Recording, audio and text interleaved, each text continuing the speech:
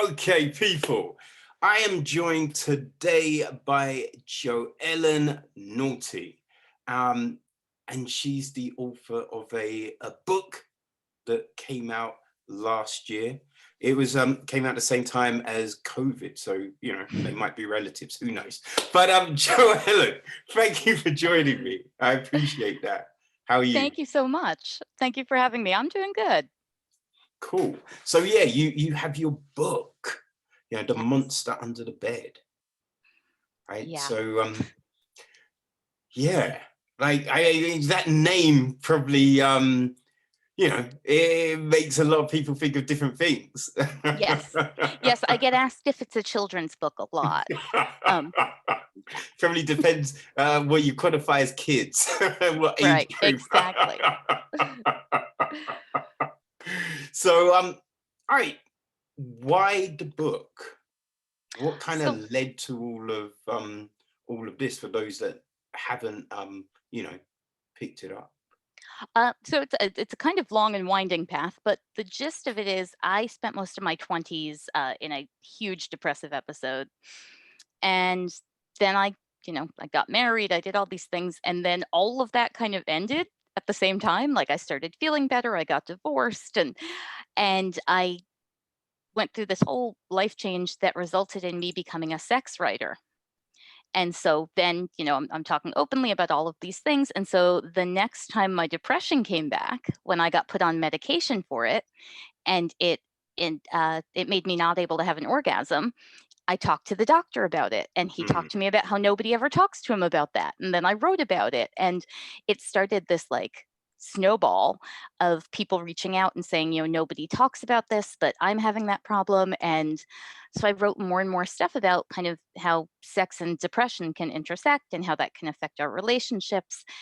And over time, that kind of grew into the book. Ah, Mm, okay.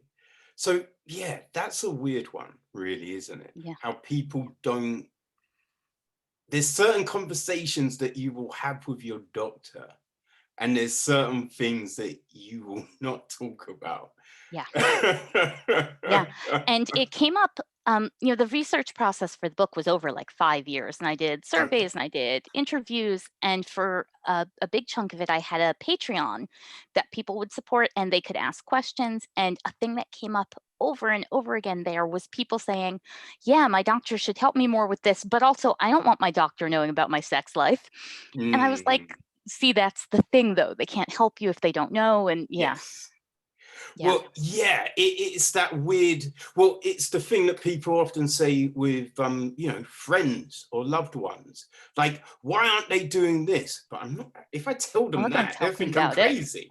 You know Yeah. what I mean? So it's just like Yeah. people can't read minds.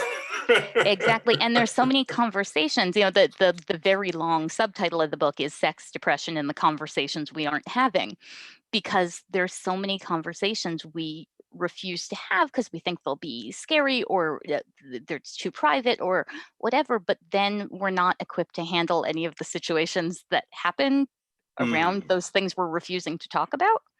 And then we end up resenting each other and nobody has sex or their relationships fall apart and it's a whole mess. But we could talk about those things too. yeah. I Yeah. think because you know in the book you kind of you talk about different kind of solutions and things, and you know I feel you give people like good advice on how they can approach things, Oh, right? thank you. um yeah, you know, I finished the book today, right? Because I knew I needed to. I figured well, reading, you know, I think when you talk to people about content, like whatever they've created, whether it's a book, a TV series, a film, you should always try and check it out if you can, Yes. Yeah. you know. But my memory is so bad, so I have to kind of plan it out. So I do it very close to the moment I'm talking to that person. Otherwise, I'd be like, "Wait, did you write a book? I feel you did, What was that right?" about? Yeah. But yeah, like I feel, yeah, the things that you mentioned in the book, but I kind of feel that something, because it's funny because you talk about sex education, and the I did not know right? It shocked me on that bit when you talk about how schools don't even have to tell the truth. Yeah, Like, yeah, it's yeah. that blew my mind. Yeah, I'm there's a like, I what? think it's I think it's oh, and I don't have it in front of me, but it's 13 states I think are not mandated to give factual information. That, yeah, that Yeah, sounds right. yeah, 13. Yeah, that number yeah, sounds right for yeah, what you said. But yeah, that blew my mind, yeah, right? and that's how we get the teachers who say things like, uh, condoms are as effective as like a fishing net, and so look, I can throw things through the net, and it's just that effective. Like they are allowed to really just kind of say whatever to further the agenda of like, well, just don't have sex, and then the kids aren't Yes. educated, and yeah, Well, I mean, I think we kind of seen that when some of the conversations about masks, and people are like, yes, this mask is rubbish, this mask is good. And they're like, look, if I throw a bucket of water on it, it doesn't won't be like, well, obviously. You know what I mean? It's yeah. just like that makes no sense. Yeah, But there's a meme that keeps going around that like you understand why condoms fail so much when you watch it, the struggle people are having figuring out how to place a mask on their face appropriately. Like everybody's noses are hanging out, and I'm like, that's not helping. yeah. But yeah, it's funny. It's kind of like when you get those facts, right?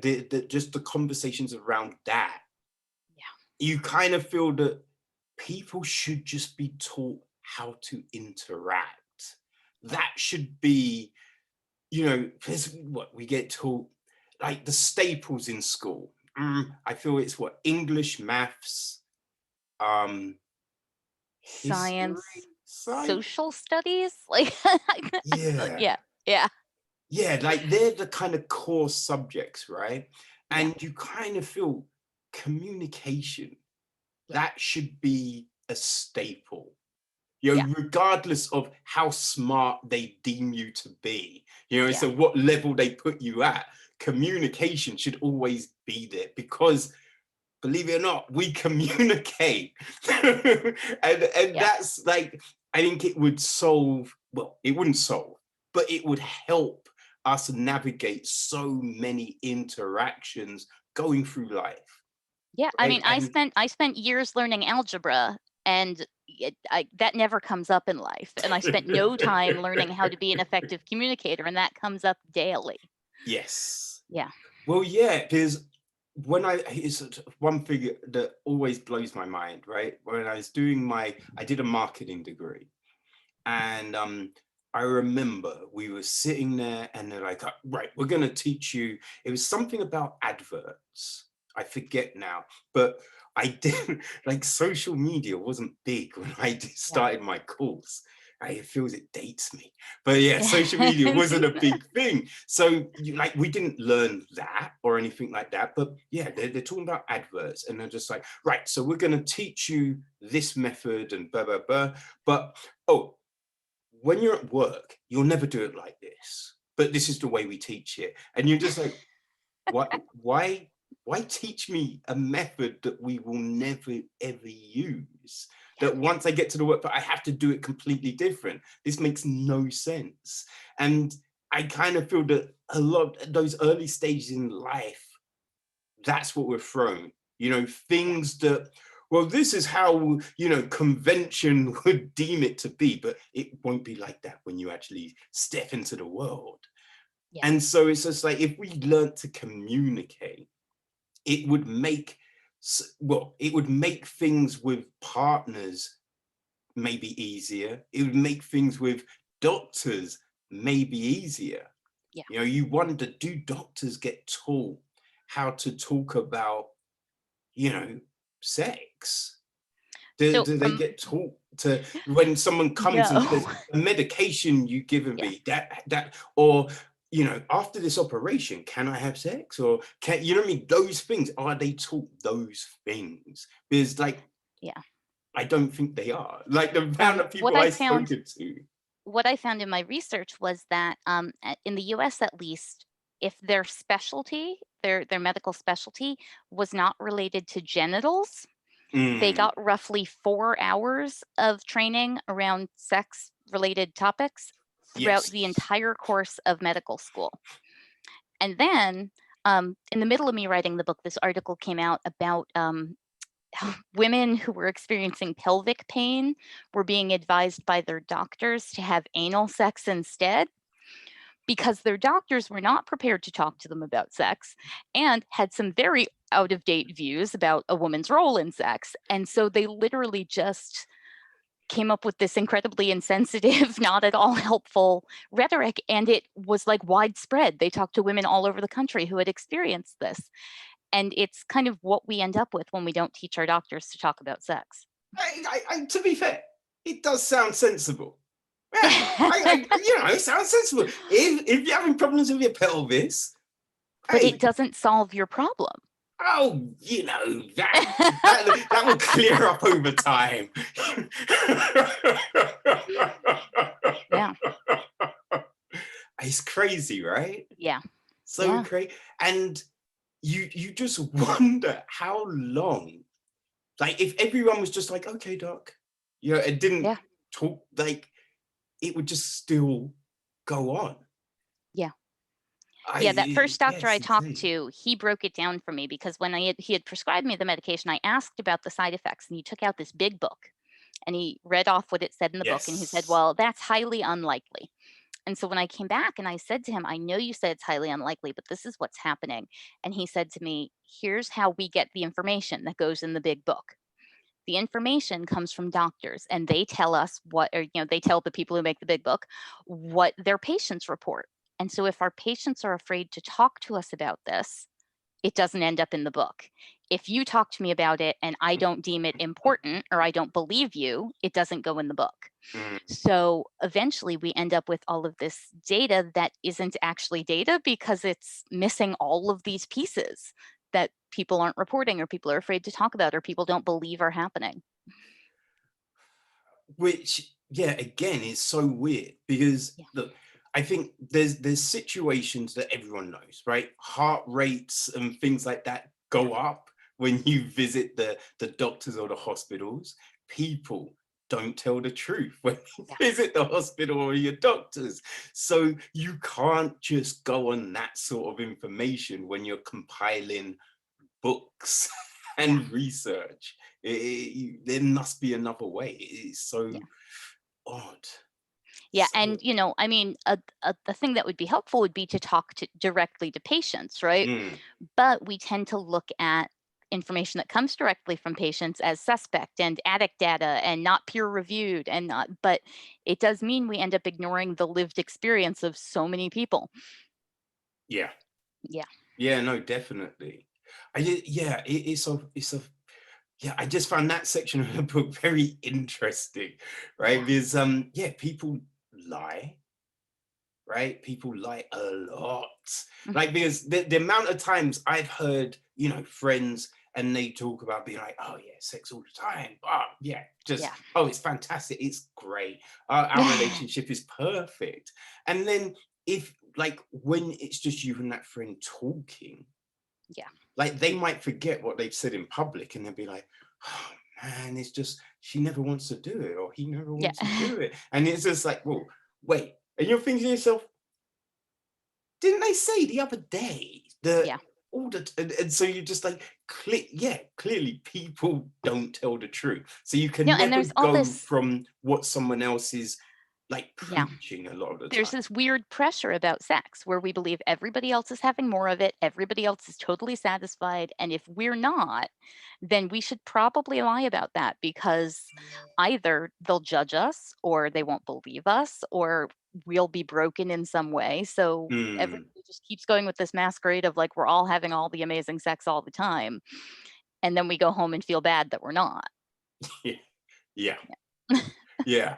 And it was like the bring a friend to Mm, the doctors with you part yeah. as well, because Yeah. yeah, that has gone terribly wrong in the past. Yeah. Yeah, you gotta be very careful who that friend is, but it can be helpful because we can't always see our own symptoms clearly, Mm, and And I remember a woman I spoke to for the book, I think she's Laura in the book, talked about how they couldn't treat her depression. She just couldn't, her treatment just kept being ineffective. And she took her best friend slash roommate with her, and the roommate said, "Well, what about when this thing happens?" And it was like a response, a physical mental response she was having to things that she didn't even think to mention to the doctor, and the doctor was like, "Oh, well, if that's happening, this is a different beast." And they changed the type of medication they gave her, and she finally had relief because she was Mm. able to bring that outside eye that could communicate the things she didn't even think were relevant. And so it's it's funny because it can go so right or it can go so wrong. And so you really have to be careful who it is you're bringing with you and whether they're prepared to be that for you. Yeah, because then you mentioned the situation you had Yeah. where your partner then saw how ineffective it Yeah. was, but then it's like, so score out of 10, how was I? Yeah. Yeah. Yeah. And that was that was a rough conversation, but it was a good one. And it's funny, I'm actually at that partner's house right now. He's 10 feet away from me. Um, and we cite that all the time as like this turning point of when we learned how it was going to be to deal with doctors and all of the Yes. stuff I was dealing with. Yeah. Yeah, because I think that's definitely important.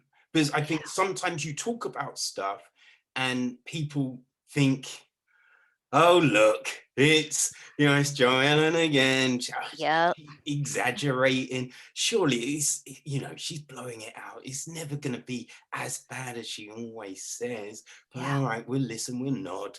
Hey, yeah, no, Yeah. cool, great, awesome. Yeah, and it's only when someone sees it that Yeah. because I remember when I was younger, right? I used to, where I lived was not very diverse, Hmm. right? So it would be racial abuse literally every single day, like Yeah. several times a day, and no one would really believe.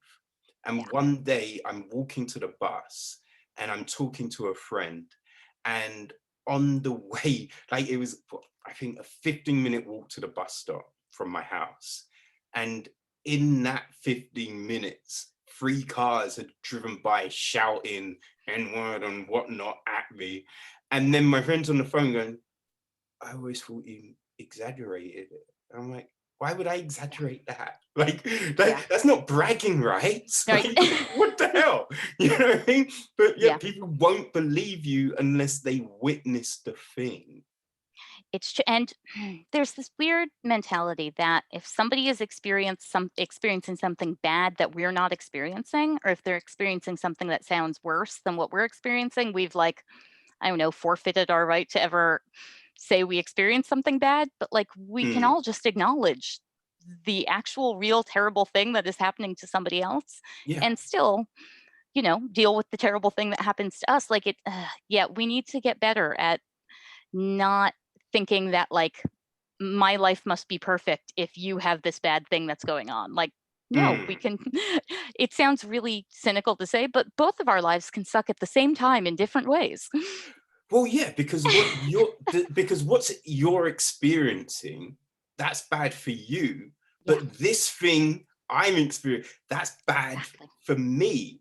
And Yeah, it's the same level of badness, but they're both yeah, different things. things. Yeah. And yeah, we don't have to vie for, no, mine's a 10. I feel yours is a Yeah, 7.5. yeah. And when people have no frame of reference, like people have been healthy their whole lives. Mm, Will say in these conversations with chronically ill people, like, "Oh, come on, they're doctors. They know what they're doing," or the yeah. doctor went to medical school.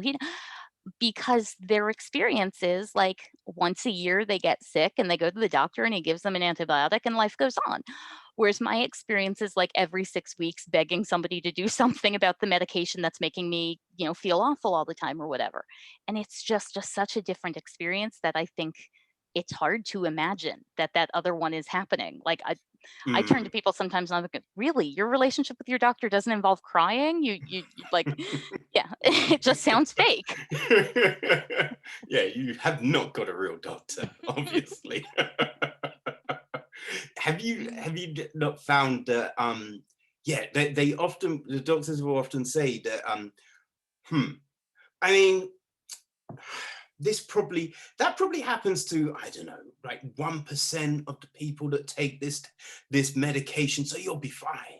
Fine. Yeah. Yeah. And so when you come back and you're like, I mean, that thing is happening, they're like, That's happened. really?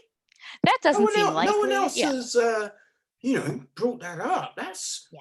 yeah. Are you sure? What else is going on? Could it be Yeah. something else? You know, Right. and then you Yeah. try to make you doubt yourself on, oh, maybe I tried a new cereal, didn't I? Could be that. Yeah. Yeah. And the internet's been fascinating because now when I experience, if I'm on a medication, I'm suddenly gaining a ton of weight or whatever, I can go and enter that medication in and Google and be like, are other people experiencing this? And then find a place where people are talking about it and hear experiences that are like mine. But then I'll still go to the doctor and he'll be like, no, that happens like 1/10 of 1% of the time. Nobody's experiencing that. And I'm like, except that people are, and we're talking about it to each other now. Mm, And, the yeah. internet's dangerous and not maybe the best source for our information, but it does help us find those people when we feel like we're losing our minds because this thing is definitely happening and they're telling us it's not. But a problem, I had to change some medication this year. And I remember speaking to my doctor, and my doctors are great. I will say that. But because I'm just like, oh, yeah, how's the new tablets? I'm like, I don't know.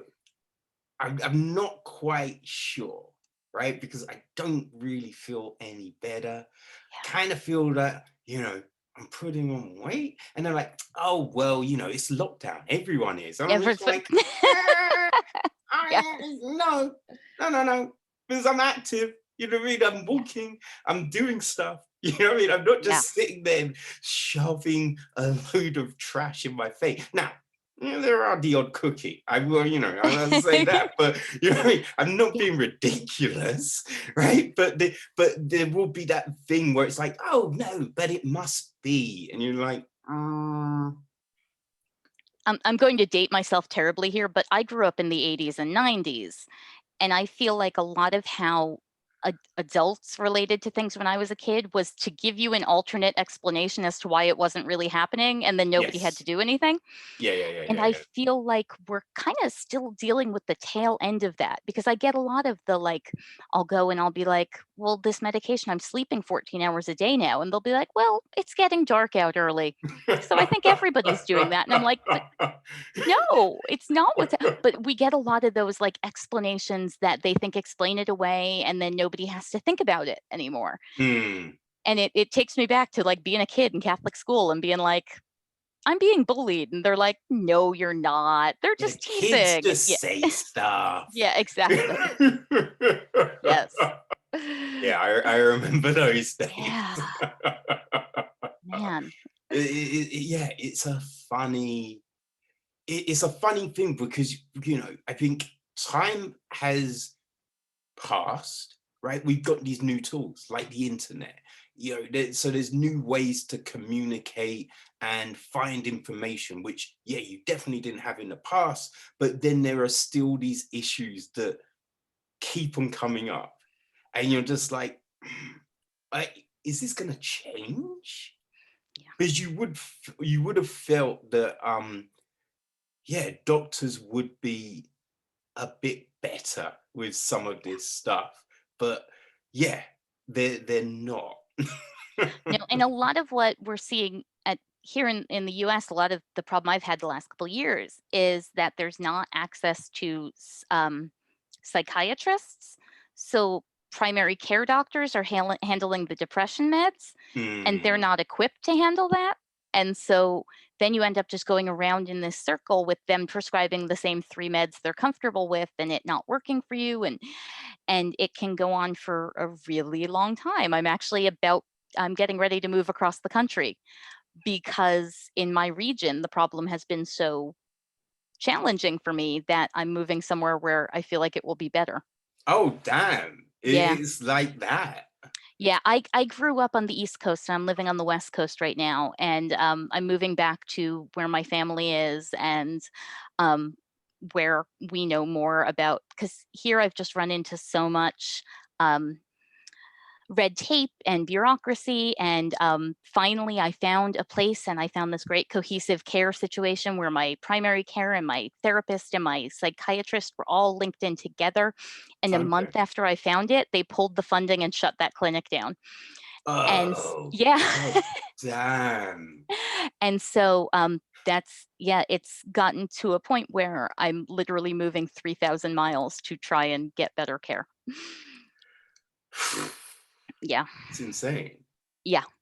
Like, one thing I did notice, is they were probably around, before, but yeah, it seems that online counseling has seemed to Yeah. really kind of blown up since lockdown kind of started. Companies like Yeah. BetterHelp, and I know there's another one that I've heard about, but I can't remember the name. Yeah, there's one, that I know, the Olympic swimmer, Michael Phelps, does a lot of advertising for one of those, like, online counselor services. Mm, Yeah, and I feel like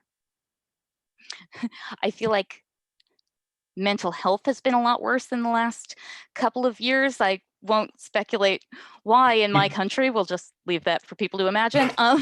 But and with that, and more people have lost their access, and with that, these services have kind of blossomed. And then we all got locked down, so like it's been the perfect time for them. yeah. Oh, Yeah, for sure. yeah, Because this is enough to drive anyone just over the top, really. yeah, And I think that's one thing that isn't really talked about that much. Because you have people. I mean, yeah, some people die of COVID, but I think more people are dying of related COVID things. yeah, And especially when your business is gone and or you can't work and bills are mounting up, yeah, depression is, you know, it's there. yeah. The suicide rates have been, especially, there was one that was like especially among younger men like Mm, 25 to 50 or something like that. And a lot of it had to do with the being locked at home, losing jobs, losing footing professionally, like just everything they know about their life going away. And it's a brutal time. And I don't think we're really going to understand how much so for another couple of years. yeah, but to be Yeah. honest, I don't know if anyone really cares. Yeah. Because because it's there, Yeah. right? It's a thing, but no one seems to really address that side of things, Yeah. which is so weird, right? It's It, just always yeah. so weird that they want to kind of brush that aside like it's not, not a concern. Yeah. And I know, we've had a lot, see a lot of that, like, well, that's not real, that's just feelings. Mm, And so like we should all just be able to control anything that involves mentality and feelings super easily, and if we don't, it's because we're weak or something. And I like to think that there's help coming for that. I'm not positive. I'm going to keep talking about it, mm. so I'll see what I can do. Yeah, no, I think it's definitely a good thing when people talk about this stuff, Yeah. because I think there's times when you just assume, oh, no one else is like having to deal with this. And then you hear, oh, that person? Yeah. Oh, okay. All right. Well, I'm glad I'm not the only one. Okay, that's Yeah. cool. So it's a good thing in that regard. I do wonder sometimes, right, if people aren't mixing up just feeling sad with depression. Oh, yeah. You know what I mean? Because you Yeah. often see people like, oh, I'm so depressed. And you're like, wait, no, I think you're just sad. Right? Because Yeah. like if something's happened, like someone, oh, I've lost my job. And now I'm so depressed. And you're like, you're probably sad, right? Because yeah, losing a job, that's not the best thing, right? And then a few days later, now they're like, oh yeah, everything's great. And you're like, yeah, obviously. Well, and I think that breaks down over like a course of a couple of things, right? So there's sadness, and we've gotten really big as a society in referring to sadness as depression, like Yeah. my vacation got canceled, now I'm depressed. Yes. But then there's situational depression. So like you lose your job and you're depressed, but a lot of times with like in extreme cases, medical treatment, but like even like I remember a good friend of mine fell into a deep situational depression and then he took up running and now he's great. And like that Mm. really helped for him.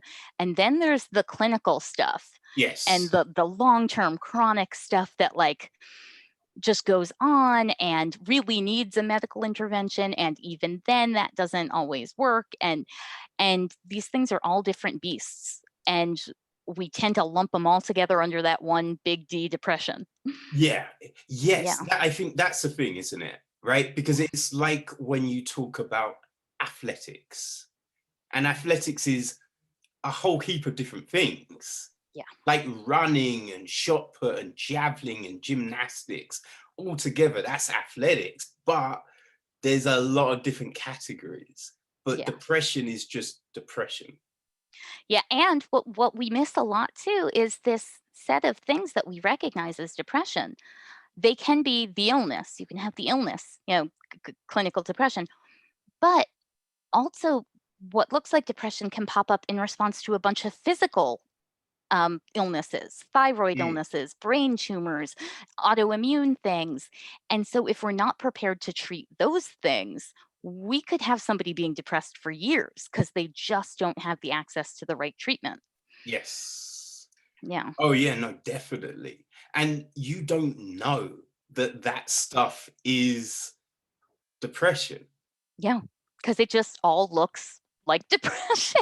Like, Yeah. it's like, what? And it's Yeah. just like, I think when you get used to something, right, you get used to doing and trying to cope with a situation, right? So you just like, all right, so I'm not sleeping. Fine, that's fine. I'll just, I'll do that. And, I'll do this. And yeah, I'm working like, what, 18 hours a day, but that's fine. It's all right. And, I just keep on going and everything's cool. And you will, I think for all sense and purposes, you can maintain, Yeah. but then you can only maintain for a period of time, and eventually it all falls apart. Hard. Yeah. But you Yeah. had no clue. You have no, and it's only after it's all fallen apart that then you could look back and go, "Oh, right, Yeah. yeah, yeah, that probably wasn't good." It's like one of those movies where there's a big twist at the end, and then they take you back and show you the places where you could see the twist coming together throughout the movie, but you didn't know at the time, and now Yeah, it's, like, all so obvious. I know. It's Yeah. like I was Kaiser Soze all along. Exactly. Oh my Exactly. god. Yeah, for me, quarantine was a big wake-up call because I had been in a, like, atrocious depressive episode for about a year and a half. But like a bunch of stuff had just become normal to me. I was like, Mm, I don't leave the house. My day ends at 2. I don't go to the grocery store. Like this was all normal to me. And then the rest of the world got shut into their houses. And people were like, isn't it terrible to not be able to leave? Isn't this? And I was like, oh, that's not just life. I forgot about that. I used to go places and do things. And that was this like wake up call to me of like, oh, I've been in a bad, bad place and didn't realize it because I just adapted to it. Mm, yes. Yeah. Yeah. Yeah. It's just weird that sometimes you need that outside thing to kind of shake you and be like, yo, things ain't great. And you're like, Yeah. huh? Wait. Oh, oh, yeah, you might be right. Yeah. But yeah, no worries. And then you might speak to your friends and be like, oh, you didn't seem yourself. And you're like, okay, thanks. Awesome. Well, and I think, I grew up in a very blue collar area where it was like everybody hates their jobs and life is hard for everybody. And Mm, so a lot of times I'll just be like, oh, I don't want to do anything. I don't want to go anywhere. But everybody feels that way. They're just all pushing through it and being tougher. And I Hmm. and I forget that no, not everybody feels that way. People do actually enjoy life occasionally, and it's okay to want that. Well, yeah, because you know, you're told, especially, you know, when you're young, like back in the day, right? Because, you know, like you said, I grew up in the 80s, 90s, right? And you know, what's the expression? Pull yourself up by your But bootstrap. bootstraps. Bootstraps? Yeah, Yeah. right? You know what I mean? Like, oh, there's people worse in the world than you. Pull yourself up by your bootstraps. You know, Yeah. brush yourself off. Go back and get at it. Like, okay, yeah, Yeah. I do that. You know what I mean? So that's what you do. You're just like, right, no, I can't. I gotta keep on going. I Yeah. remember I got run over one day, like just completely blindsided, flipped over by this car. Like no one helped me, and I'm just like, God damn it! And I was on my way to work, and I'm just like, God damn it, I can't miss work because I'm at uni as well. And I'm like, I need to work to pay for uni. And I was like, so I went into work and I'm like in work and I'm in so much pain. And I'm just standing there and I'm just like, I'm in a worse mood. And people are like, what's wrong? I'm like, fuck off, leave me alone, man. Leave me alone. And I was in such a bad mood, then I fell down 3 flights of stairs. And I'm just like, what's happening? And they're like, oh yeah, I got run over earlier. I'm like, oh, yeah. And then eventually someone just was like, you have to go home. I'm like, I'm not Yeah. going home. You can't tell me. And they're like, go home. I'm like, fine. All right, I'm going home. So I went home. But then I went back the next day because, you know, I can't miss 2 days in a row. Work. Yeah. Yeah. Yeah. Yeah. It's yeah, yeah, I feel you need sometimes like, you know, people to help in some regard, to kind of Yeah. point out to you like, yo, are things cool? Is everything all right? You know what I mean? Yeah. But I feel like in the last couple of years, we've gotten very big at talking about asking for what you need, right? You should ask for what you need when you need something. And in some ways, that's great. In other ways, it has turned us into monsters who don't help each other out yeah. unless we get like an engraved letter explaining exactly what that person needs. And I think we need to find the balance where I can say to Mm. you, I need a little extra rest. I can't do this today. But also, I can say to you, you seem like you might need rest. Do you need rest? And like we can look out for each other as opposed to it being either I demand it or it doesn't happen. Yeah, because sometimes I don't think you always know. Yeah. And like it might be need someone to suggest it. Like, Yeah. you know what? We don't have to do that thing today, right? Yeah. Let's do it tomorrow. And you're like, you know, we still can. They're like, no, don't worry. And then you sit down and you're actually like, oh damn, actually I needed that. Yeah. Whew, Yeah. man, I I know didn't I need realize somebody to how look at me. bad it And was. like you need someone to look at you sometimes and say, okay, you're crying because you just spilled water on the floor. Maybe you're not in a great place right now. What can we do about that? And Mm.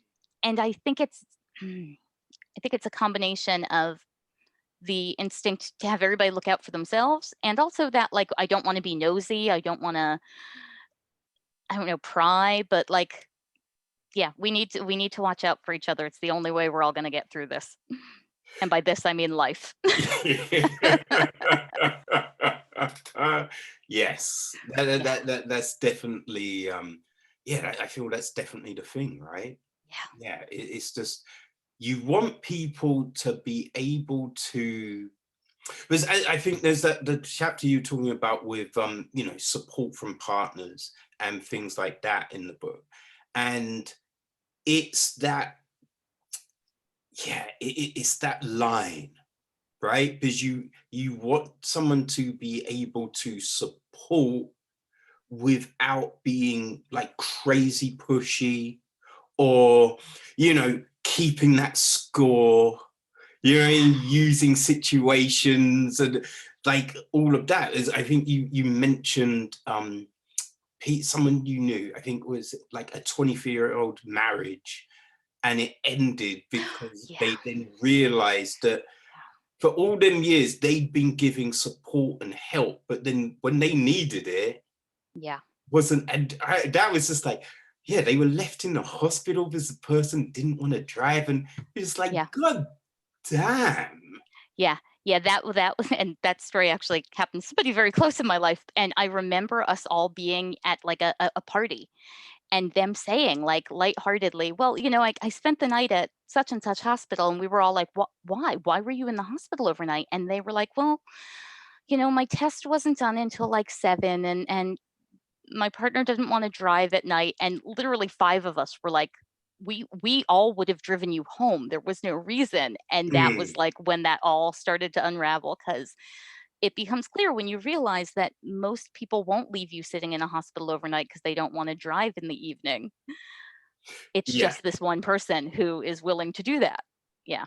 Well, Yeah. yeah, because you don't, I think that's the thing, because you oftentimes you give people outs, right? You'd be like, well, no, it's because they were busy, and it's because of, yeah, it's a stressful day. So obviously then they wouldn't do that sort of thing out of spite, Yeah. obviously.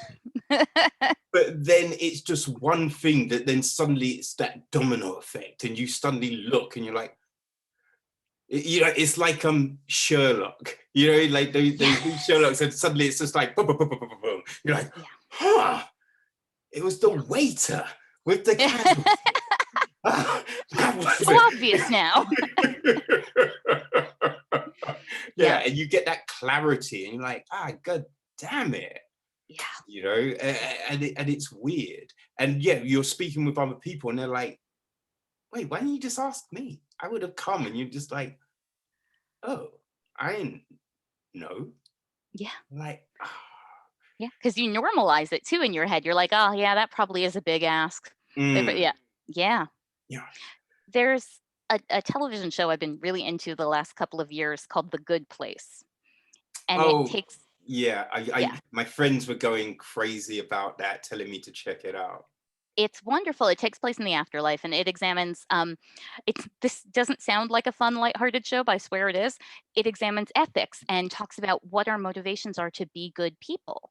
And it comes back a lot to the idea that if there's no promise of a reward for us here or after death or whatever, then don't we act as good people towards each other out of a desire to respect each other's inherent dignity and to show up for each other and to recognize that we're not here alone.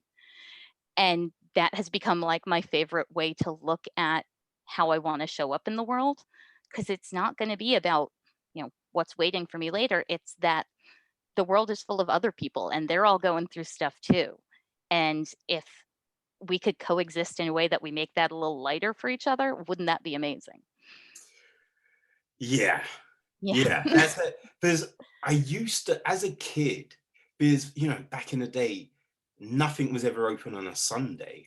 Yeah. So it's just like Sundays were the worst. God damn. I like in the UK, the main things on Sunday, you'd get the Waltons in the morning, Mhm. and at night they'd show Doctor Who.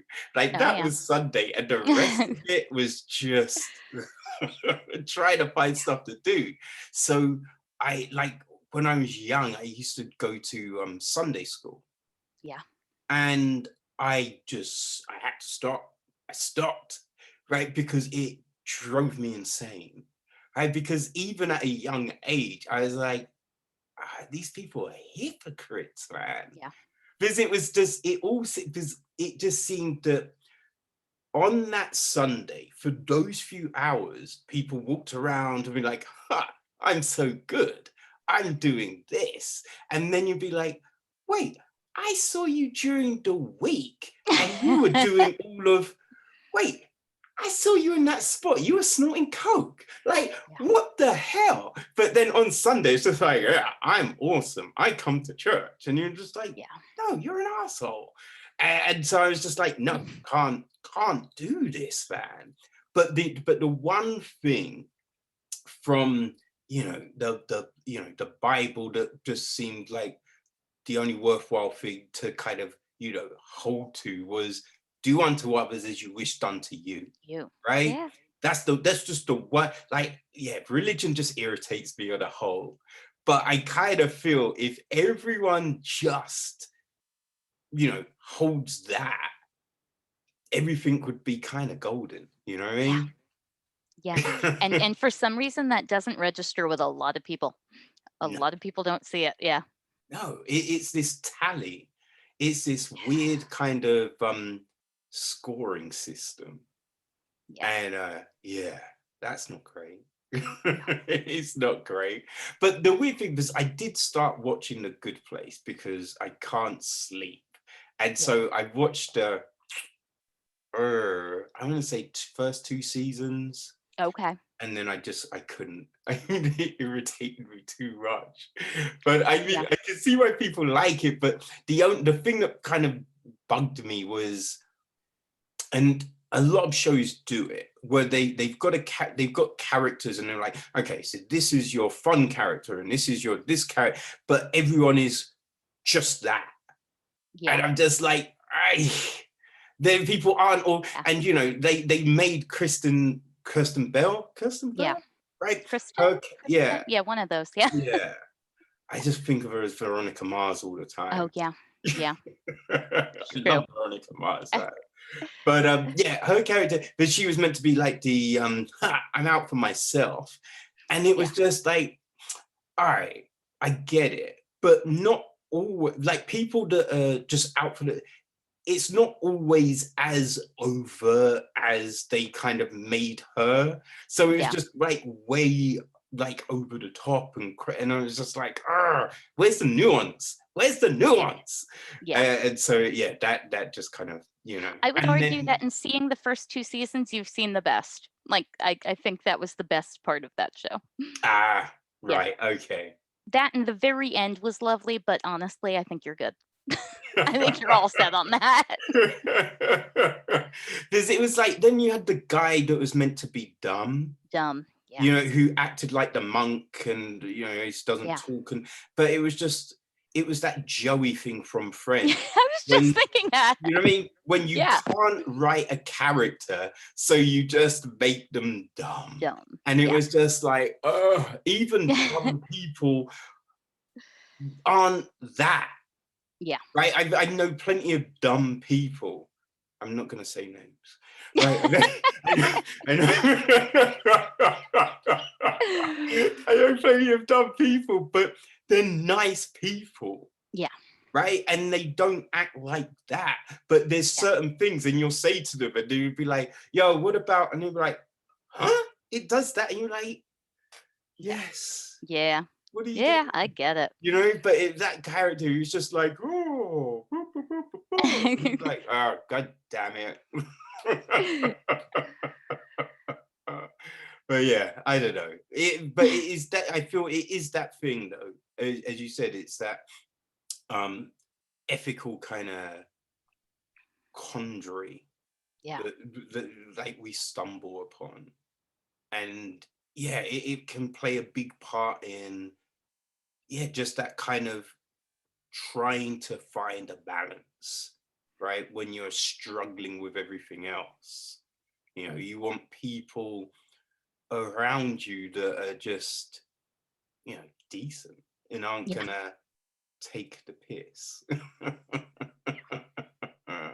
Yeah. I remember I was seeing this one girl, and like it was so weird. I got just horrendously ill all of a sudden.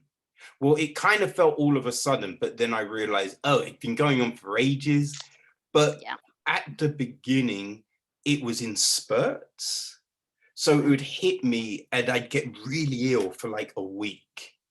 And then I'd be fine. And I always thought it was food poisoning from this one spot.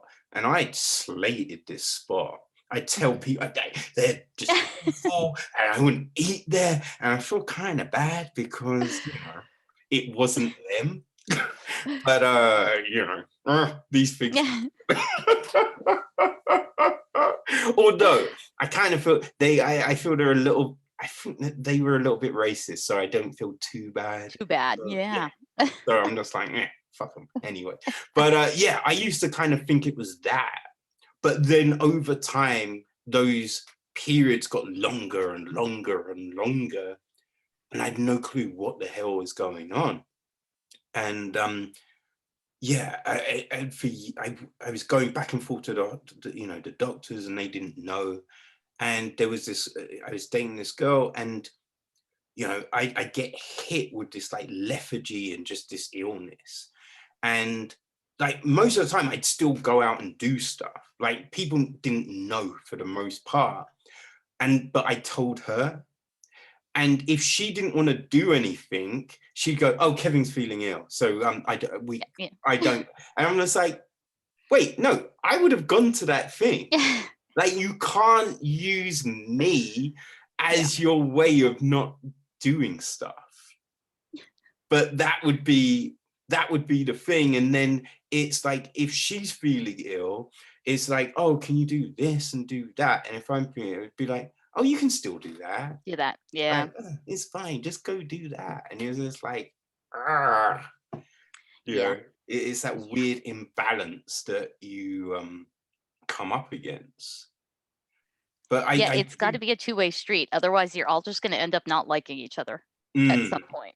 Yeah. yeah, but I kind of feel that I think these sort of things, it's helpful in a way, because it lets us know who's ride or die, right? Who are the people that are worth being around?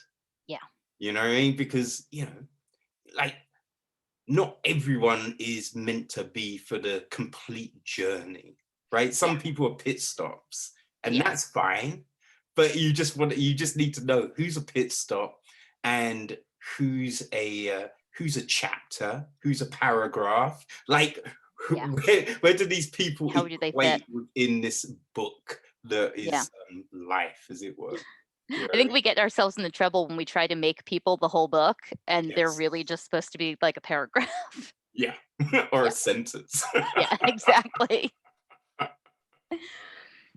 But I thought the conversations with people, and you're saying that you then found that there was the people that sex didn't stop with depression, and Yeah. the libido increased, Yeah.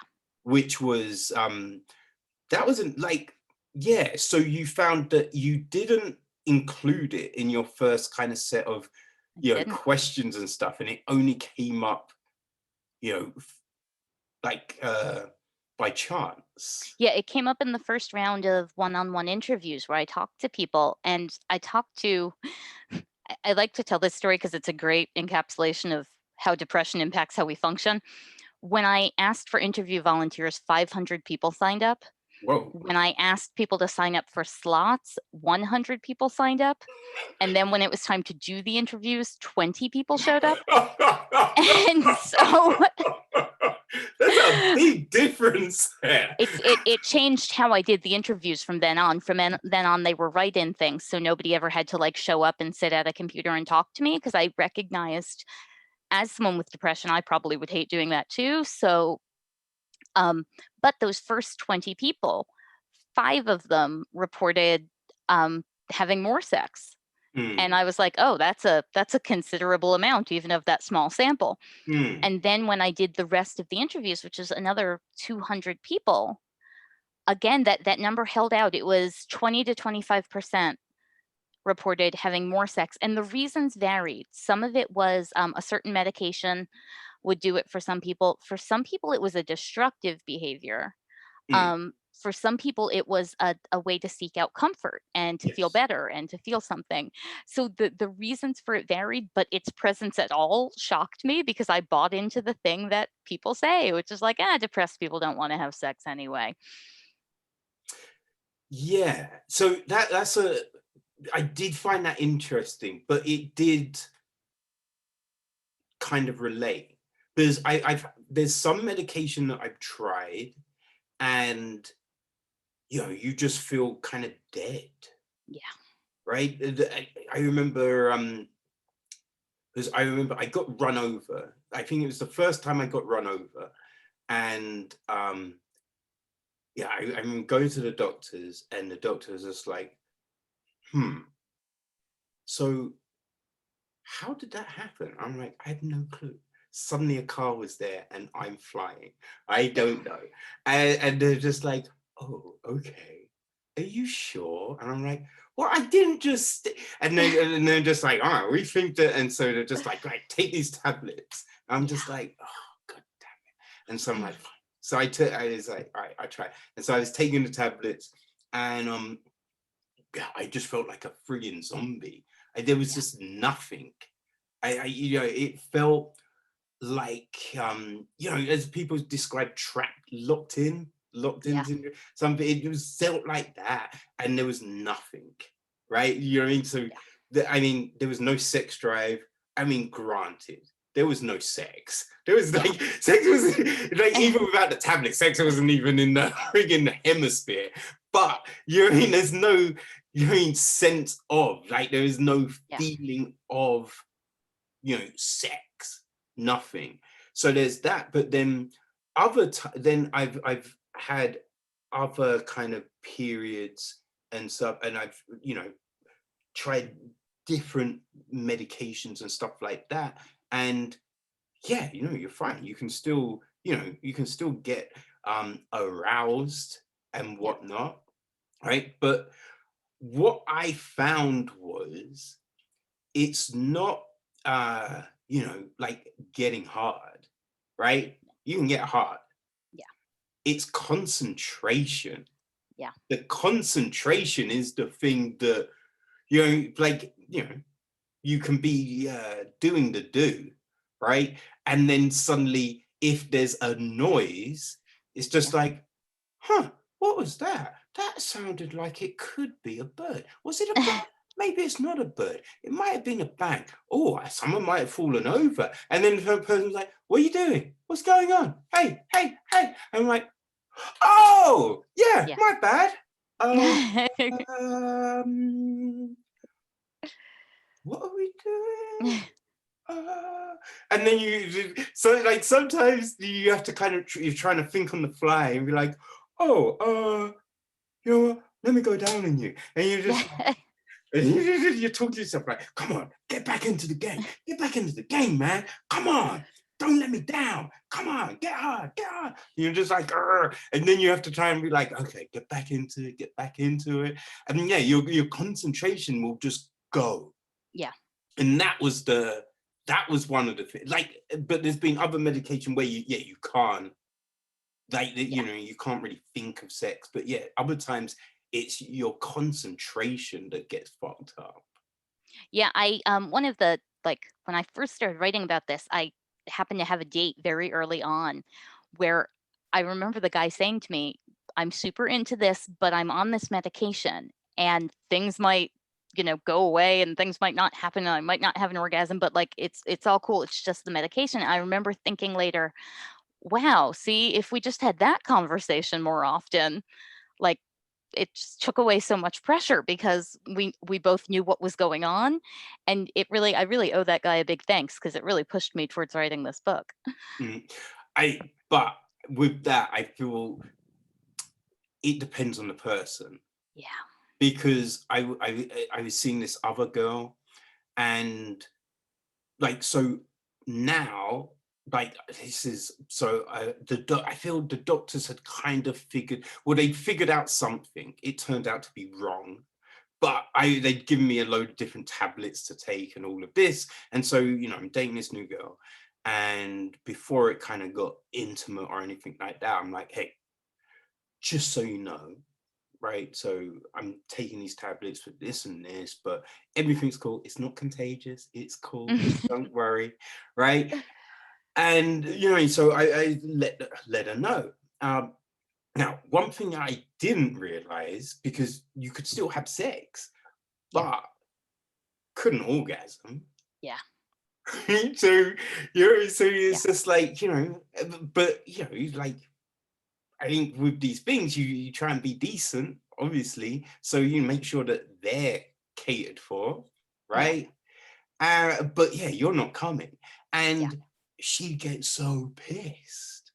Hmm. Like, it was just like, why can't we just orgasm at the same time? That's all I want, us to have an orgasm at the same time. I'm like, firstly, how many people does that actually happen to? He's just like, no, it's a thing. It should happen. And you can't do it. Like, what's going on? I'm just like, you're being irrational, but you're coming. And she's like, well, yeah, no, I came, that's fine. I'm like, so what's the issue here? Like, I'm not mad at you because I can't come. It's cool, it's fine, right? But it just became this weird situation. But then, you know, but that's the thing, you realize, this person ain't for me, right? But it's just, even sometimes you give people all the facts. Oh, yeah. And it's still. Yeah. All the facts will not make it work with everybody. It will help you weed out people. Yeah. But yeah, you don't get told this. No. Don't get told this stuff, right? And I think I remember going to the doctors after, when I realized, and I'm like, so yeah, you gave me that new medication. It can't seem to ejaculate. And they're like, most people it doesn't affect. I'm like, well, I'm the lucky one. Yay for me. But they have nothing. They have nothing for you. And you're like, so any advice? Any, like, and they get the book out and like, well, it doesn't really say. And you're like, oh, you know. You're like, thanks, super helpful. Great conversation, Duck. Yeah, and what I found talking to men getting ready for this was the men who experienced erectile dysfunction, doctors would be like, oh, cool, we can help you with that. And they would give them Viagra, but that didn't really solve any of the problems because they still couldn't have an orgasm. And one of my favorite descriptions somebody gave me writing the book was he talked about having an erection on Viagra as like being in a city where the buildings are there and they're big and they look like buildings, but you can't feel them. And it took me a while to figure out his penis was a building in this scenario. And you're like, so in this analogy, are you the city? Yeah, that one didn't make it into the book, but it was still one of my favorites. Oh man, I don't know. Like, see, for me, that an analogy would probably be more of a it would seem more fitting, right? That it's like putting a leg brace on your leg. Yeah. Because you still can't really stand on the leg, but the leg brace is kind of supporting it, right? But yeah, that's the weird thing, because you're not coming, are you? You're not ejaculating with some people with the Viagra, yes, but some people no, and it's not helping the underrooting issue by giving someone that. One of the interesting things, and I talk about this in the book. I went on this mission to like discover products that could help people like work around these things.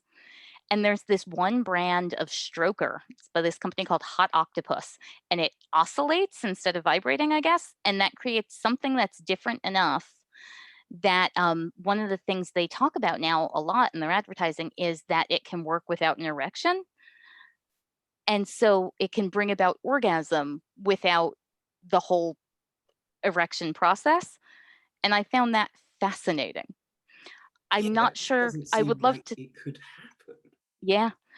And somebody at one of my conferences talked to me about, they put a masturbation sleeve on one of those big wand vibrators, one of those big like Hitachi things. And they said they had that same thing where they didn't need to have an erection to have an orgasm. Yeah, that just seems weird. I think that would freak me out, right? Yeah. I'd be like, huh? It's leaking. What's happening? Like, I'm not hard. What's going on? Like, that doesn't seem like It sounds like that thing, like when you're driving somewhere and then suddenly you're there and you don't remember the last 10 minutes. Like it feels like that. Like you skip a piece of the process and you're not sure how you got there. Yeah. Yeah. Huh. Yeah, that seems an odd one. But it's out there, folks, if you are interested in working around erectile dysfunction. Things are out there. Yeah, I've never heard of that. Yeah. Hmm. Because yeah, I think with those sort of things, like you hear about other options for women, Yeah. but like there doesn't really seem to be options for a guy. And Yeah, if and you know, we're getting better. There's more than there used to be, but it's still a huge discrepancy. There's still so much more for women. But we're working on it. I like to believe more is coming. yeah, I don't know. Yeah, I just think it's like conversation would help, Yeah. right? Conversation, I think conversation would definitely, help in those situations. But how have you found the response to the book? The response to the book has been interesting in a way I didn't anticipate. What Ah, I keep being it's actually kind of changed what my next project is going to be based on this. The feedback I keep getting is because I kind of thought it was like, well, here's this stuff about talking to people when they have depression, but we're focusing on sex. Really, the part that people really seem to be getting the most out of is, I think, like chapters 5 and 6, which is the like navigating depression with somebody and understanding how to talk to them and how to know what's going on with them and that type of stuff. And it made me realize that the world really needs some guidance with the just like getting on the same page as someone they love mm, who has depression. And so my next the book I'm working on right now is actually I keep joking it's monster without the sex because, there are people out there who want to learn those communication skills, but they're not going to buy the sex book because their brother has depression. But yeah, but they need something. So that is somehow my career went from weird sex talker lady to woman who talks about depression all the time, and I'm good with it. yeah, I mean, it's not a bad thing, right? Yeah. And like, do you what kind of led to the book being the way to kind of tell this rather than like doing like webinars or podcasts or things like that, like a YouTube channel? Like why a book format? Because honestly, for me, I am like a writer first, and so I tend to not like I am the worst at like Instagram because it requires me to like get in front of the camera and do and I just don't do that. I don't show up for that well, but writing lets me get everything down. And so I think it really just happened in the medium that fits my skill set best. Yeah. Okay, I mean, you do Yeah. a good job narrating the book. Oh, thank you. I was very excited to do that because I love listening to audiobooks when it's the author. Yeah. Yes. Oh, Yeah. I think that makes a huge difference, Yeah. especially when like, you hear the author maybe on a podcast talking or, an interview or something like that. So hearing the book in their voice Yeah. and they're able to emphasize the things they want to emphasize and make certain points where someone else is just like, bah, bah, bah, bah, bah.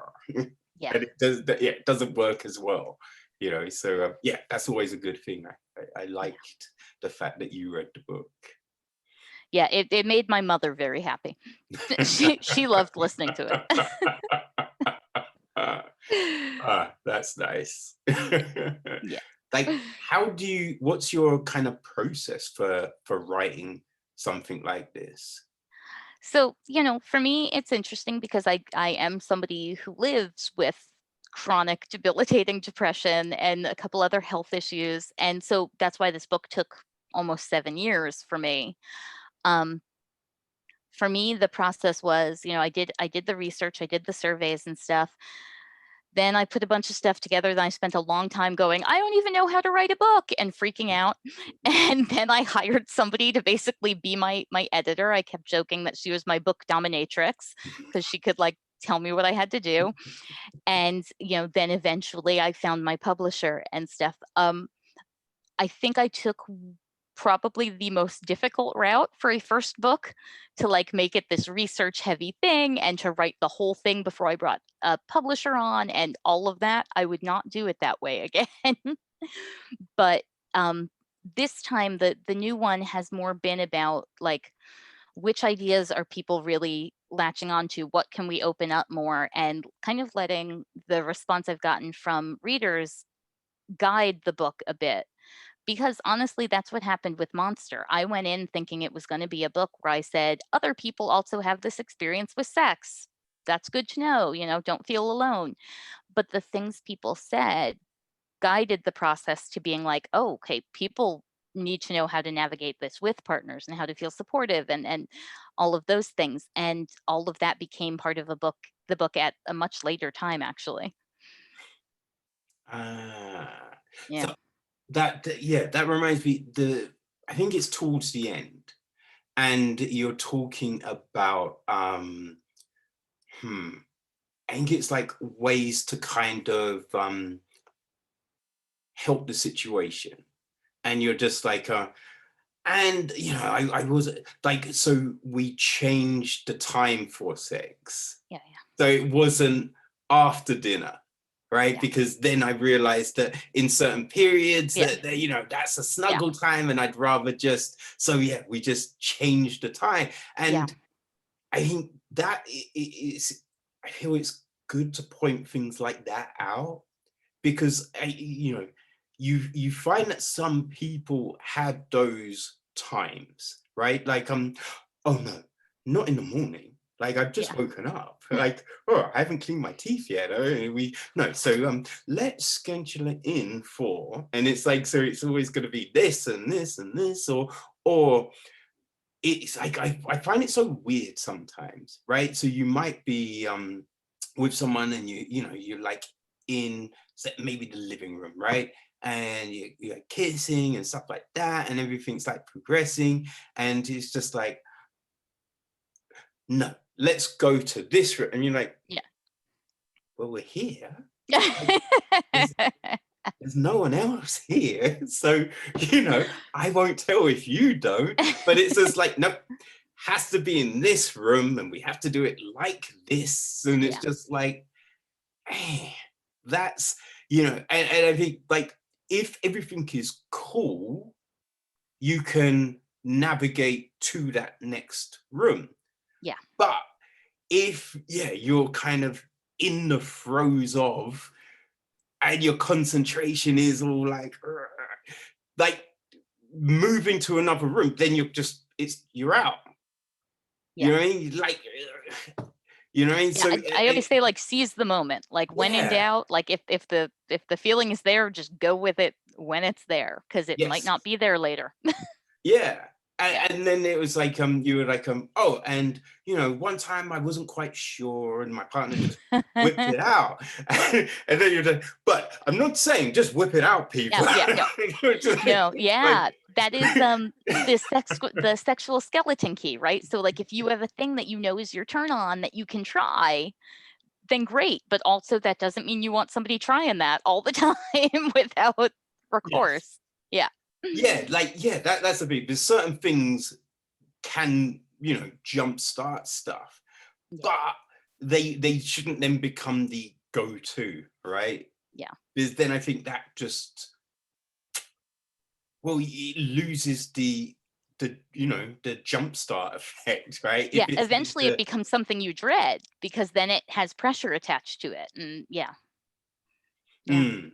But yeah, no, I thought that was a good thing to put in, because Yeah. yeah, I think it does remind people that, oh yeah, it doesn't, and it shouldn't necessarily be this routine thing, Yeah. right? And it's weird because you always hear that when people are talking about trying to conceive, Yes. right? Because they're like, Yeah. oh no, so we've marked it down, so it's on the moon day that we'll do it at, you know, this time. And then just like, oh, we've been trying for 4 years and it didn't work. And so we decided, sod it. So we got a glass of wine and then we just did it on a different day, and hey, we're having a baby. And it's just like, yeah, you take the pressure away, you take that, you know, that rigidness. Well, I mean, obviously you need the rigidness. It's some of that, yeah. But yeah, you loosen things up and everything becomes gravy, you know what I mean? And I think sometimes, and especially when it's a situation that's, you know, it's gone past the new stage, Yeah. right? You've got like, you know, what people, I guess it's the honeymoon stage when you've just first met someone and it's just like, you know, all engines are revving at all times. You know what I mean? Now it's kind of, yeah, it can get into a routine. Like this time, this place will start like this, and then at this point we'll lead into that, and you know, you can, yeah, shake it up. Yeah, we need more flexibility because like you get locked into this thing, and if you don't want to do that thing and then like nothing happens, and that's gotta be willing to change what it looks like, what it feels like, whatever, occasionally to kind of continue that relationship. Yeah. Yeah. So yeah, no, yeah, I thought that was yeah, that was good advice. Oh, good. Good advice. So like, when do you think the new book will be So coming out? I a couple weeks ago I told my publisher, "Oh, I think I could get it done in a couple of months." And then I spent days like laughing at the fact that I believed that. I think it's gonna take some time. My like my ambitious goal would be next year, but I'm gonna guess that it's probably going to be later than that. Hmm. Yeah, yeah. We'll see. But just sometime before George R. Martin handed his Exactly. Yeah. Exactly. Oh, well, no, splendid, man. Yeah, no, that's. I think you know, your book could be very useful to a lot of people. Oh, thank you. I hope so. Hmm. Yeah. Yeah. Yeah. So, It's the thing because, I'm in my 40s now. So you're having those moments where you're looking around and you're like, what have I contributed to the world? Have I done anything? Is it different at all than when I got here? And so, I'm like, maybe this will help. I know, right? They're the conversations that jump into your head late at night. And you're like, God damn it, what have I done? And then you'd be like, I did that. No, that wasn't me. Don't lie. That was more them. Oh, God damn it. Yeah. Yeah. No, I feel this is definitely a good contribution that you have put out there. So you are fine, JoEllen. I appreciate that. Thank you. So where can people find it? So you can find the book. It sounds corny to say, but anywhere books are sold. Internationally, outside of the U.S., one of your best bets is a site called Book Depository that does free shipping worldwide. Oh, And yeah. So that's been a really great resource for people. hmm, You can find me online at redheadbedhead.com, and on all of the social medias, I am JoEllen Notte, just my full name. cool. So that's Twitter, Instagram. Twitter, Instagram, Facebook, though I barely update that one. I'm not on any of the newer, cooler ones because I am, again, in my 40s. So I Wait, am whoa, not whoa, on whoa. Hold TikTok. up, hold up, hold up, hold up. There are newer, cooler ones? I don't know. What are these? What are these newer, cooler platforms? I need to I, know. I know the kids are liking TikTok these Oh days. my Yeah. goodness. Yeah. No, I can't. Like anytime when people talk about TikTok, it just seems young people doing crazy things. And if I was to go on there, it would feel like the old dude at the playground. So I am not.